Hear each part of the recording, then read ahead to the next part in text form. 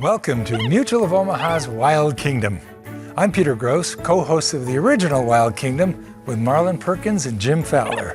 When Wild Kingdom debuted in the early 1960s, handling and training animals to perform were common in many zoos. But today, animals like this capuchin monkey serve as wildlife ambassadors for their species in order to educate rather than just to entertain. These ambassadors have been hurt in the wild and would not survive without human interaction. Trained professionals bottle feed them and foster the animals back to health, and the animals become imprinted on their human caregivers. Wild Kingdom showed generations of people the majesty of our animal ambassadors and helped us to care about them. When you care about something, you become committed to saving it, and that's how we all succeed in the Wild Kingdom. So we're going to sit back, relax, and enjoy Mutual of Omaha's Wild Kingdom.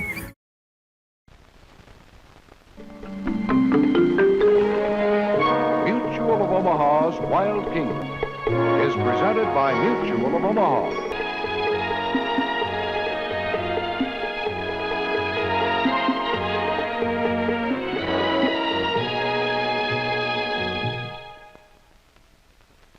Hello, welcome to Mutual of Omaha's Wild Kingdom.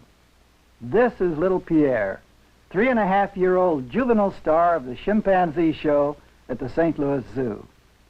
He's going to help me tell our story today. There are many stories in the Wild Kingdom. Stories of primitive people, adventures in faraway places, and of course, exciting stories of the wonderful animals that occupy this earth with us. But of all the stories, the most fascinating to me are those that explore the unusual, the strange, the unknown. We call it the mysteries of the wild. As Jim and I have traveled into the far corners of the Wild Kingdom, we've had the opportunity to explore the known and the unknown. Yes, and there are many unknown things, even about little Pierre. For example, many primates have tails, but a chimpanzee has no tail at all. Not having a tail is not nearly as mysterious as having a detachable tail. Come with me to the desert of our great Southwest, and I'll show you what I mean. Our unusual animal mostly hides beneath rocks during the day and only comes out to feed at night when the temperature in the desert drops.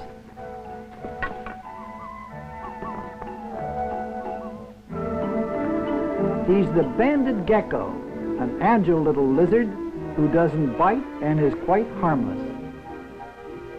He has no real defense against his enemies except for this one trick. When a hungry foe grabs him, like this, he simply detaches his tail and runs away. There's a small crack in his tail vertebrae where bone and muscle can break off neatly. The tail now seems to take on a life of its own. Its agitated movements further confuse his enemy, who doesn't know whether to go for the tail or chase after the gecko.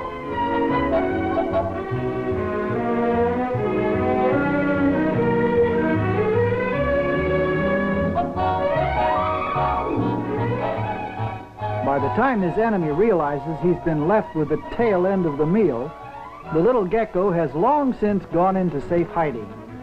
He'll simply grow a new tail.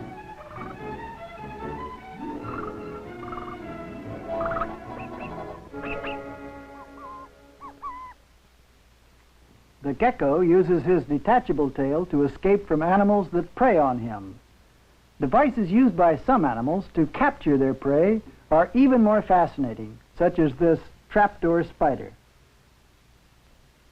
He covers his burrow with a hinged trapdoor of spider silk and mud. He feeds on small bugs and other insects and builds his burrow near where they're plentiful. When he sees one approaching, he scuttles into his dark lair and prepares to attack his unsuspecting prey.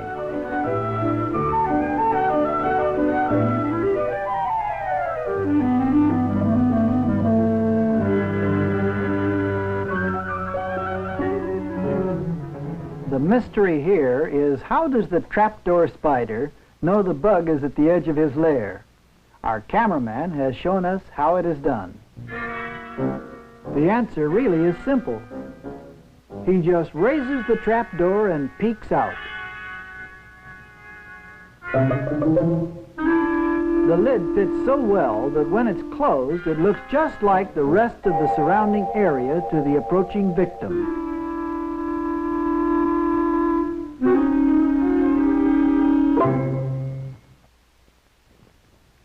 In addition to peeking out of his trap door, the spider also waits below until he feels the vibration of the bug's footsteps. With his unique trap, this spider is one of the wild kingdom's craftiest predators. Many times, an animal exhibits a mysterious behavior for no apparent reason.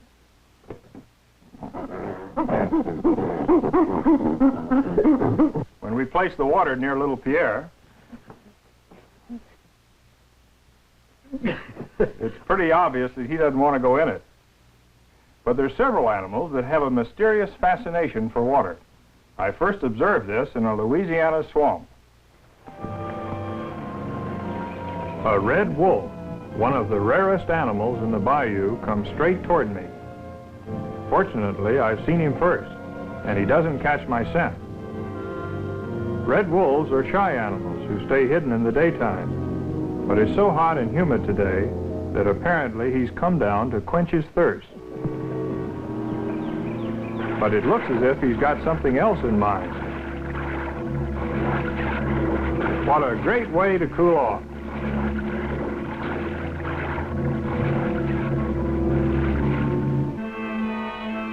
Bobcats don't usually go after small frogs, but when they're really hungry, they'll tackle just about anything.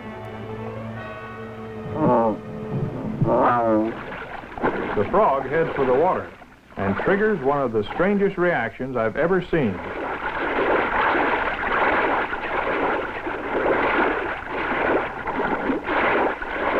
She doesn't know it, but the frog has escaped, and she's chasing her own splashes.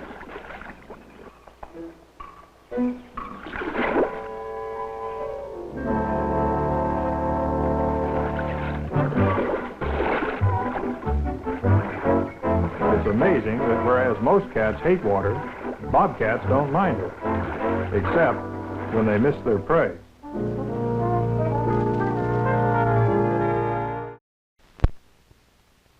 To really explore the mysteries of the wild, it is necessary to travel to many remote areas of the globe. Our next stop is Midway Island to observe the courtship antics of the goonie birds. No one knows why these Laysan albatrosses, or goonie birds, perform their courtship dance in this weird way. It's so comic, early-day sailors called them goonie, a slang word meaning simpleton. Other goonies, like these black-footed albatrosses, also go through an intricate ritual.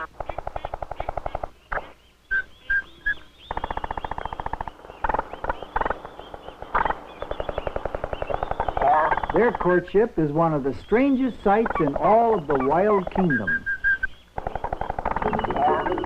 Another mysterious courtship dance is performed in distant Australia. The rainforest of the southeastern area is the home of the strangest bird in the world. It's a wonderful mimic. When you think you're hearing parrots or a kookaburra, you're probably listening to the lyrebird. And there he is, the magnificent lyrebird in full plumage.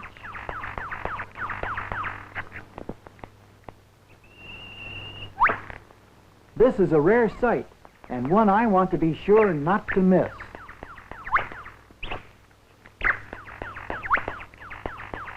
It's courting season, and the bird is clearing a circular stage for himself on the forest floor. On it, he will serenade his lady with song and dance. To the rhythm of his own melody, he prances and bows.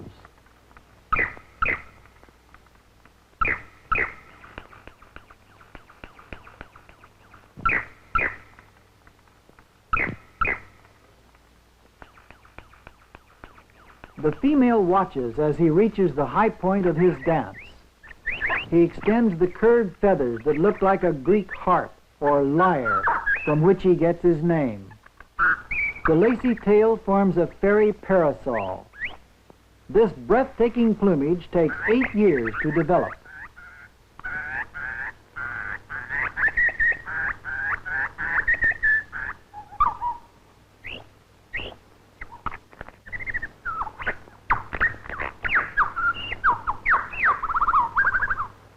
This unusual creature, whose habits are still a mystery to scientists, is one of the most magnificent birds in the wild kingdom.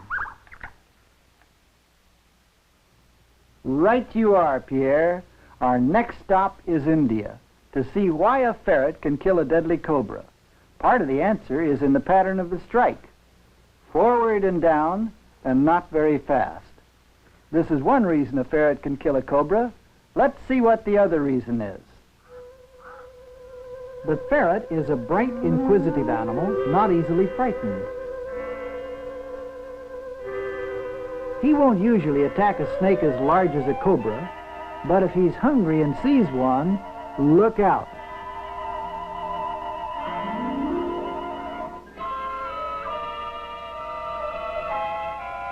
Spreading his hood, the cobra prepares to meet the challenger.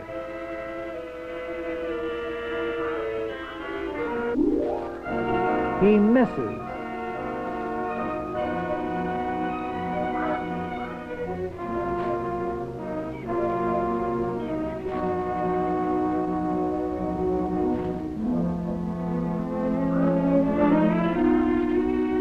This is the other half of the answer to our mystery, the speed of the ferret. His reflexes are so quick he can dodge the striking cobra, sink his teeth into his spine, and paralyze his enemy. The ferret's speed is too much for the slow-striking cobra. One of nature's slowest animals lives in South America. The manatee, an air-breathing mammal that inhabits the rivers where water plants are his only food. In British Guiana, it's my assignment to capture a manatee in this canal and release it in another one that's clogged with vegetation.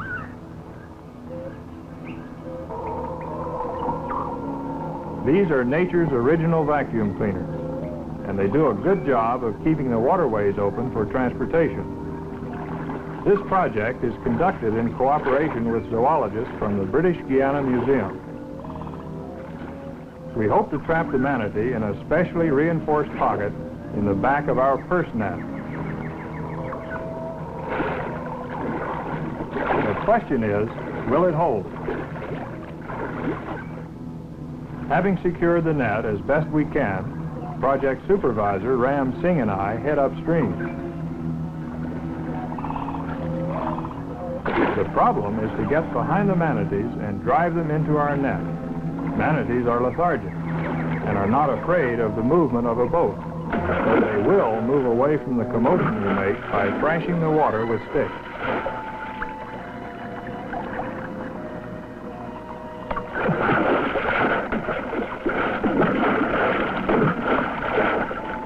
Slowly, these mysterious, almost prehistoric creatures move toward the net.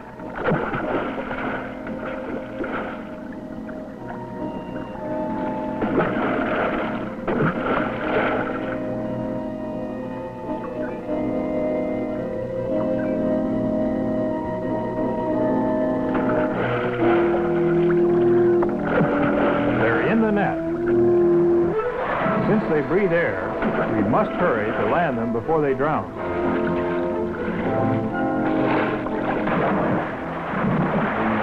They're too powerful for the net, and all escape except one.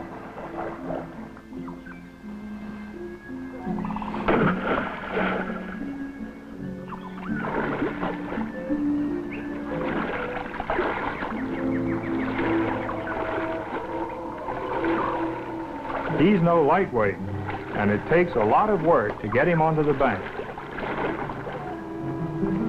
Once there, he doesn't put up much of a struggle because he's completely helpless out of the water.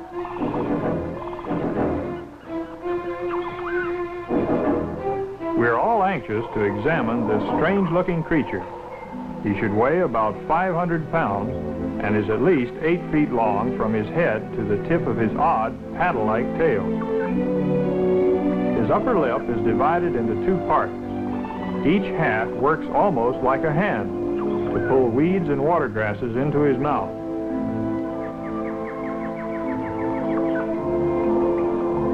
As far as I'm concerned, the manatee certainly won't win any beauty prizes.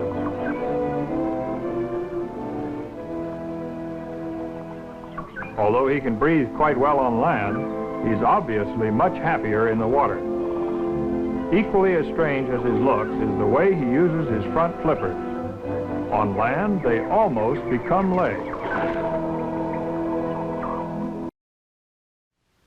Of all the animal mysteries that have fascinated me over the years, the most amazing is the story of the grunion.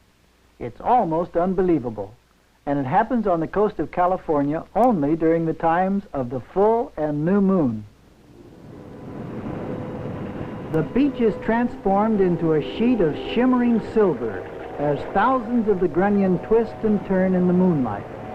They have not been washed up on the beach. They are actually spawning on the sand. The only fish in the world that come out of the water to lay their eggs on land. This fascinating sight can only be seen in one part of the world, along the Pacific coast from central California south into Baja California in Mexico. And only on 3 or 4 nights following the new moon and the full moon, and then only for 2 or 3 hours after high tide. On the right night, at the right time, the female grunion swims onto the beach accompanied by 1 or more males. Wriggling her tail back and forth, she literally drills herself into the soft sand. There, 2 or 3 inches below the surface, she deposits her eggs.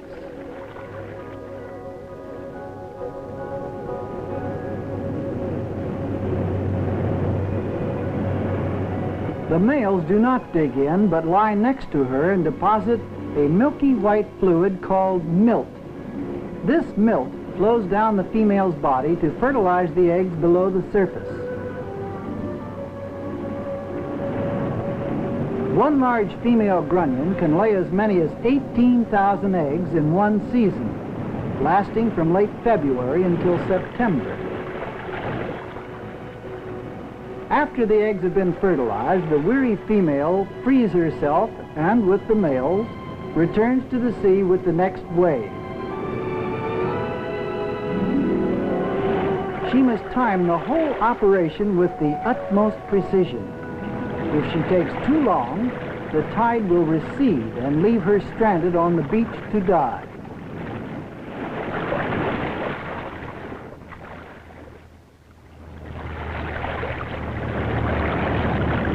Grunion are collected by marine biology students so that we can examine this process of spawning and fertilization in greater detail. The living female is gently squeezed to remove the eggs. They're a clear, bright orange, about the size of a pinhead. When the milt of the male is added, fertilization occurs, and development of the embryo begins immediately. Using a special microscope and camera in a laboratory, we can examine the embryo. After 9 days, the embryo looks like a ball with 2 big eyes and is ready to hatch. Already it possesses the germ of that mysterious wisdom which will one day enable it to perfectly time its spawning with the movement of the tides. The hatching is as fascinating as the spawning. When eggs are placed in seawater and stirred vigorously, they start hatching. Here they are after 5 minutes. The empty membranes float like balloons among the baby fish. Here's a closer look. Watch the egg at the arrow tip.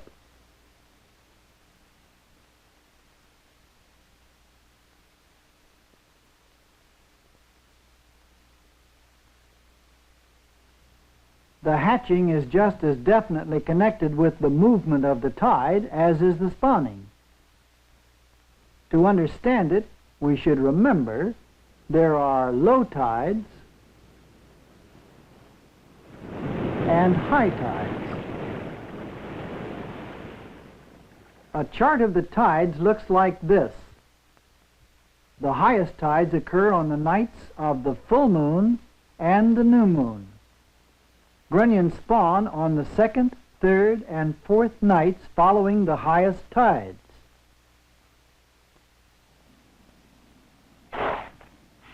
The orange-colored eggs lie in a cluster in the cool, damp sand. Receding tides deposit more sand until they're buried deep, but they will only hatch when agitated in seawater. After 9 days, the rising tides wash away the sand and hatch the eggs in the tumbling action of the surf. If the grunion were to spawn on a night before the highest tide, the next night's tide would wash away the eggs. If the grunion were to spawn too long after the highest tides, on, say, the 6th night, the rising tide 4 nights later would also wash away the eggs before they were ready to hatch. So the female grunion must choose the right night and the right hour of that night. Only during that magic hour can the eggs be laid where they will develop safely and the female escape to sea. This is one of the greatest of all our mysteries. How does the grunion know exactly when to lay her eggs? No one knows.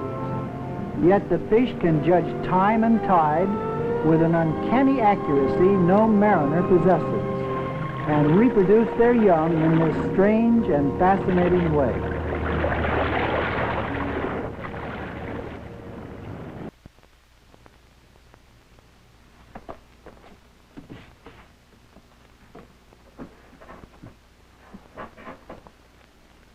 Well, it still remains a mystery why some primates have tails, while others, like little Pierre, go without. But this is just a minor mystery in the wild kingdom. In spite of man's recent progress in scientific research and knowledge, there are countless major mysteries still confronting us. The mystery of migration, of hibernation, of animal communication, and now almost every day we're facing new mysteries from outer space. These are exciting times. With each new bit of knowledge, mysteries are slowly unraveling. But many times, each new fact reveals an even more fascinating mystery. And this is why I believe there will always be a challenge to explore the unknown in the wild kingdom. Mutual of Omaha's Wild Kingdom.